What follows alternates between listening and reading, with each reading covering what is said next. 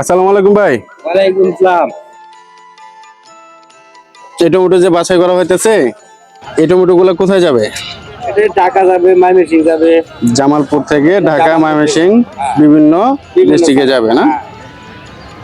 তাতে টমেটোর বাজার কেমন এখন? আজকে কেজি 2000 থেকে 1800 টাকা পড়বে। 2000 থেকে 1800 টাকা মন। হ্যাঁ। এতে বর্তমানে কৃষকের অবস্থা কেমন?